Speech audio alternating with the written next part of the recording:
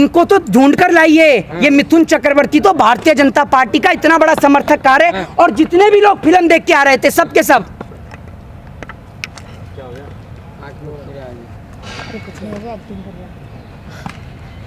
Kashmiri files देख के मेरे को बड़ा दुख हुआ। अनुपम खेर भी कह रहे थे, अनुपम खेर तो लाइव डिबेट शो के दौरान रोए भी थे। मैं रो नहीं रहा हूँ, ये मैं आपको बता रहा हूँ, ये उन लोगों का बता रहा हूँ मैं। ये एक्टर जो हैं, ये कनाडा वाला बताएगा ना, हिंदू राजाओं के इतिहास है ना। ये कनाडा वाले से पूछिए ना जाकर कि आप हिंदुस्तान के नागरिक हैं भी या नहीं। कनाडा की नागरिकता लिए बैठे हैं। और दूसरी बात ये बोलते हैं दाने दाने में केसर का दाम। कश्मीर के अंदर सीने पे गोली खाने वाले पुलिस कांस्टेबल, आर्मी के जवान, बीएसएफ, बॉर्डर सिक्योरिटी फोर्स में किसी नेता के बच्चे नहीं है। देश का झंडा तिरंगा नहीं चलेगा, दो रंगा, हमें तिरंगा ही चाहिए। देखिए मैं आपको बता दूं कि पूरे देश के अंदर भारतीय जनता पार्टी के राज में 2014 से जो देश के अंदर का माहौल उत्पन्न हुआ है, देश के अंदर आपसी भाईचारा, आपसी प्रेम जो पूर्ण तरीके से तबाह हो चुका है, तहस नहस हो चुका है, वो भारतीय जनता पार्टी ने खराब किया है। भारतीय जनता पार्टी के नेता जहां भी जाते हैं, चाहे वो देश हो चाहे वो विदेश हो, उनको हर जगह से विरोध का सामना करना पड़ता है। यहाँ तक कि जब भारतीय जनता पार्टी के नेता ऑस्ट्रेलिया के अंदर तक जाते हैं, वहाँ भी उनके खिलाफ विरोध प्रदर्शन होता है। आपने देखा कि कार्यक्रम उनको रद्द करना पड़ता है। आज पूरे देश के अंदर कश्मीर से कन्याकुमारी तक की स्थिति इतनी खराब है कि देश के अंदर का माहौल पूरी तरीके से खराब हो चुका है। आज कश्मीर के अंदर लगातार लोग मारे जा रहे हैं। कश्मीर के अंदर के चाहे वो पुलिस कांस्टेबल हो, कश्मीर के अंदर के रहने वाले आम नागरिक हो, कश्मीर के अंदर के राहुल भट्ट हो, कश्मीर के अंदर के मुदस्सिर अहमद शेख हो, कश्मीर के विजय कुमार हो, या फिर आज के दिन, मैं आपको आज के दिन की घटना बता रहा हूँ। आज के दिन की कश्मीर के अंदर जो वहाँ के जो माइग्रेंट जो लेबर थे, उनको भी आतंकवादियों ने शूट किया है। मैं आपको बता दूं, ये सबसे बड़ा सरकार का नाकामयाबी का फेलियर रहा है। गुड़गांव के अंदर आज वहाँ के जो माइग्रेंट जो वहाँ के लेबर थे, मजदूर थे, उनको गोली मारी गई है आतंकवादियों के द्वारा। तो अभी तो 2 दिन में 2 बार बैठक कर चुके हैं अजीत डोभाल से गृह मंत्री अमित शाह। तो अभी तक भी आपको लग नहीं रहा है कि जो भाजपा का स्टैंड है वो कहीं ना कहीं साफ हो पाएगा, कश्मीर में वो लोगों की मदद कर पाएंगे?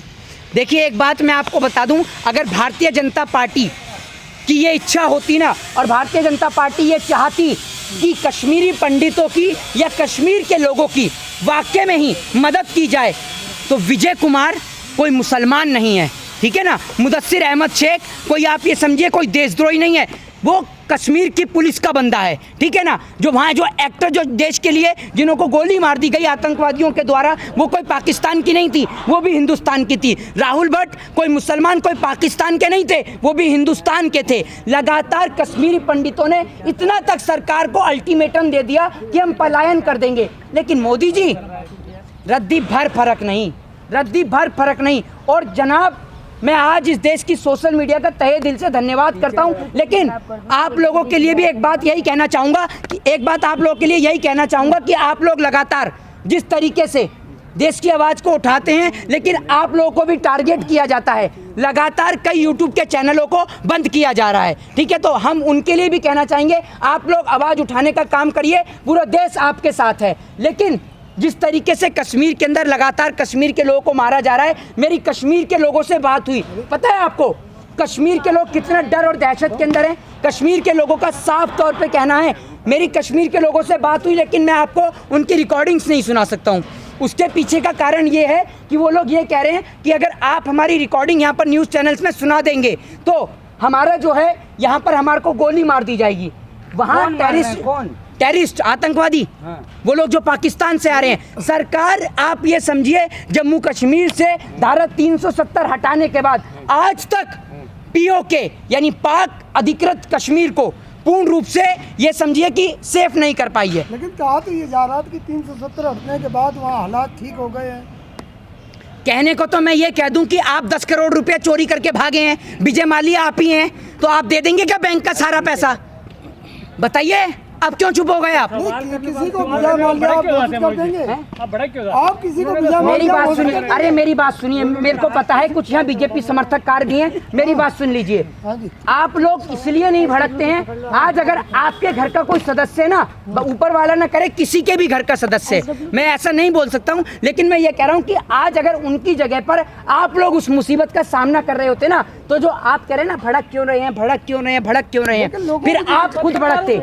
देखिए, कश्मीर के हालात के जिम्मेदार निश्चित तौर पर देश के प्रधानमंत्री, देश के गृह मंत्री हैं। आप ये समझिए, जो राहुल भट्ट की जो पत्नी हैं, उन्होंने इतना तक सरकार को कह दिया था, प्रधानमंत्री मोदी को, गृह मंत्री को खुली चुनौती दी थी। जब उनकी वाइफ प्रधानमंत्री गृह मंत्री को चुनौती दे सकती है और ये कह सकती हैं कि आप बिना सुरक्षा के कश्मीर में नहीं आ सकते, तो आप सोचिए कश्मीर की स्थिति कितनी खराब होगी।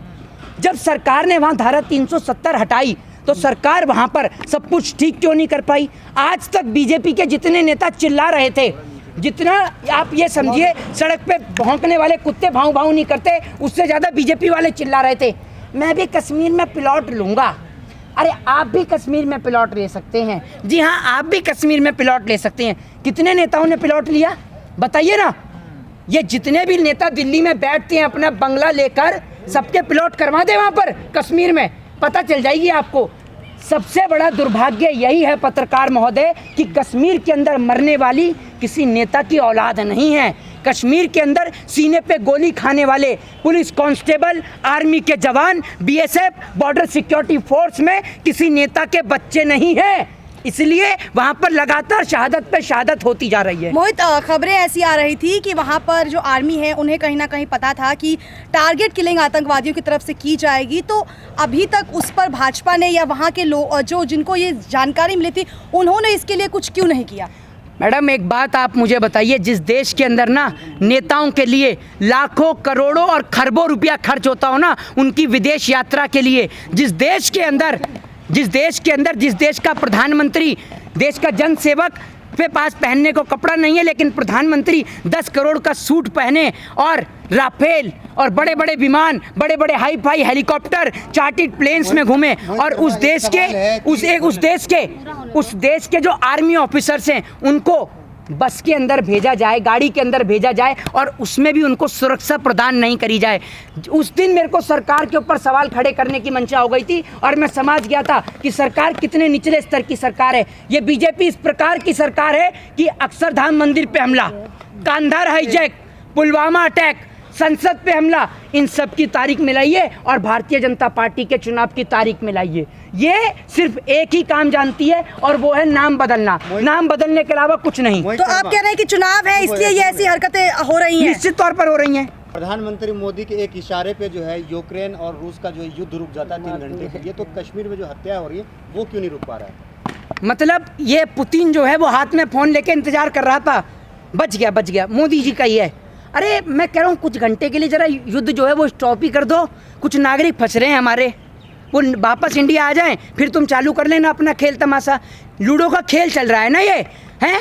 और मोदी जी के कहने से बंद कर देंगे। मतलब वो यूएनओ के कहने पर, संयुक्त राष्ट्र संघ के कहने पर, यूनाइटेड नेशन ऑर्गेनाइजेशन जिसमें वीटो पावर वाले 7 देश हैं, अमेरिका, ब्रिटेन, चीन, रूस और फ्रांस, उनके कहने पर 5 देश जो हैं, ठीक है, उनके कहने पर वो युद्ध बंद नहीं कर रहा है, लेकिन मोदी जी के कहने से बंद कर देता है। भैया कहाँ से पढ़ा था आपने ये बताइए ना आप मुझे। भाजपा के नेताओं का, अरे भाजपा के नेता तो इस तरीके का बयान भी दे देते हैं, देखा नहीं आपने कि मैं चाहता हूं कि पूरे देश में आरएसएस का झंडा लहरे।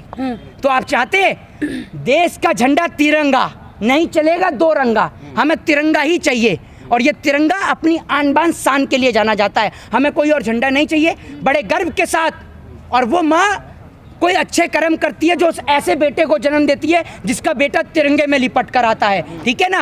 और वो माएँ आंसू नहीं बहाया करती, उनके पिताजी आंसू नहीं बहाया करते, बल्कि छाती चौड़ी करके कहते हैं कि मेरा बेटा देश के खातिर शहीद हुआ। ये नहीं होते कि बिना क्रिकेट खेले बीसीसीआई में सचिव बना दें। और अमित शाह मीटिंग कर रहे हैं, क्या पता फिर मीटिंग के अंदर ये कह दें जैसे पिछली बार कह दिया था कि वो मोर आया और मोदी जी के उस पर शीशे पे टक टक करने लगा, मोदी जी समझ गए कि मोर भूखा है। ये मीटिंग करेंगे क्रिकेट का मैच जब ये आईपीएल देख रहे थे ना, कश्मीर के अंदर बुरा हाल था। कश्मीर का स्थानीय निवासी मर रहा था, कश्मीर का पुलिस वाले मर रहे थे, कश्मीर के जवान शहीद हो रहे थे, लेकिन प्रधानमंत्री बना रहे थे 8 साल बेमिसाल और गृह मंत्री आईपीएल देख रहे थे। कश्मीर फाइल पे तो इतने बवाल मचा था मोहित जी, वो लोग कहाँ हैं? इनको तो ढूंढ कर लाइए। ये मिथुन चक्रवर्ती तो भारतीय जनता पार्टी का इतना बड़ा समर्थक कार है, और जितने भी लोग फिल्म देख के आ रहे थे सब के सब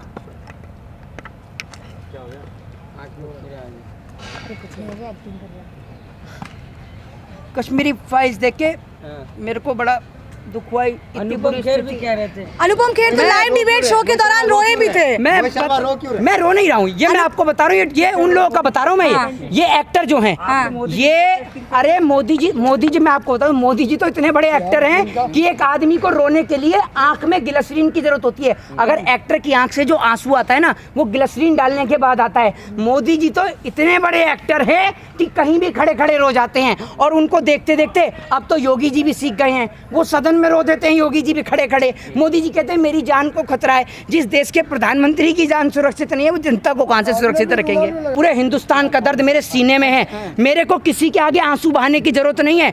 मैं कश्मीर के लोगों के लिए अगर कुछ कर सकूं तो वो मेरे लिए बड़ी बात है। किसी को आंसू बहाकर मेरे को दिखाने की तो जरूरत मोहित, नहीं आप है। क्या करेंगे उन और लोगों ये जो अनुपम खेर हैं, ये जो अनुपम खेर हैं, ये बीजेपी के इतने बड़े समर्थककार हैं, फिल्म बनाते हैं the accidental prime minister. Film नहीं बनाई गई आपसे द कॉन्स्टिट्यूशन के ऊपर। पृथ्वीराज, ये एक मिनट, ये जो अक्षय कुमार है, ये कि मुगलों के इतिहास बताए जाते हैं, हिंदू राजाओं के इतिहास नहीं बताया। हाँ, ये कनाडा वाला बताएगा ना, हिंदू राजाओं के इतिहास है ना।